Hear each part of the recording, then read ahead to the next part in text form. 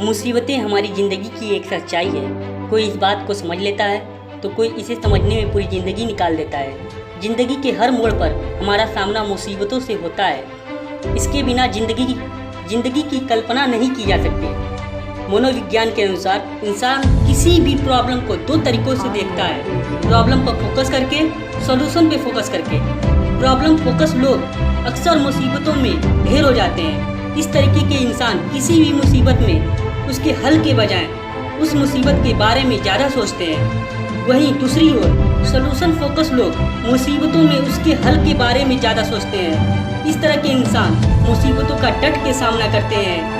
दोस्तों, आज मैं आपके साथ एक महान सॉल्यूशन फोकस इंसान की कहानी शेयर करने जा रहा हूँ, जो आपको किसी भी मुसीबत से लड़ने के लिए प्रोत्साहित करेगा। दोस्तों, आपने नेपोलियन बोनापार्ट का नाम तो सुना ही होगा। जी हाँ, वही नेपोलियन बोनापार्ट जो फ्रांस के एक महान लीडर और साहसी शासक थे, जिनके जीवन में असंभव नाम का कोई शब्द नहीं था। इतिहास में नेपोलियन को विश्व का सबसे महान और अजय सेनापतियों में से एक गिना जाता है। नेपोलियन अक्सर जोखिम भरे काम किया करते थे। एक बार उन्होंने आल्प्स पर्वत को पार करने का ऐलान किया और अपनी सेना के साथ चल पड़े। सामने एक विशाल और गगनचुंबी पहाड़ खड़ा था, जिस पर चढ़ाई करना असंभव था। उसकी सेना में पहाड़ को देखकर अचानक हलचल की स्थिति पैदा हो गई। फिर भी उसने अपनी सेना को चढ़ाई करने का आदेश दिया। पास में ही एक बुजुर्ग औरत खड़ी थी। उसने जैसे ही यह सुना तो वह उसके पास आकर बोली, क्यों मरना चाहते हो? यहाँ जितने भी लोग आए हैं वो अपनी जान हाथ से खो दिए हैं। अगर अपनी ज़िंदगी से प्यार है तो वापस चले जाओ। उस औरत की यह बात सुनकर नेपोलियन नाराज होने की बजाय उस पहाड़ की ऊंचाई पर चढ़ने के लिए प्रेरित हो गए और झट से हीरो का हार उतारकर उस बुजुर्ग महिला को पहना दिया और फिर बोला, आपने मेरा उत्साह दुगुना कर दिया और मुझे प्रेरित किया, लेकिन अगर मैं जिंदा बचा तो आप मेरी जय जयकार करना।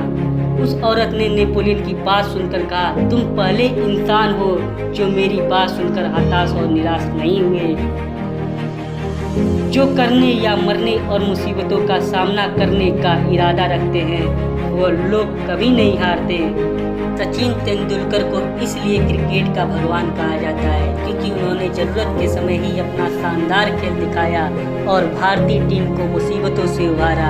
ऐसा नहीं कि मुसीबतें हम जैसे लोगों के सामने ही आती है, भगवान राम के सामने भी मुसीबतें आई। विवाह के बाद वनवास की मुसीबत, उन्होंने सभी मुसीबतों का सामना आदर्श तरीके से किया, तभी वो मर्यादा पुरुषोत्तम राम कहलाए जाते हैं। मुसीबतें ही हमें आदर्श बनाती हैं।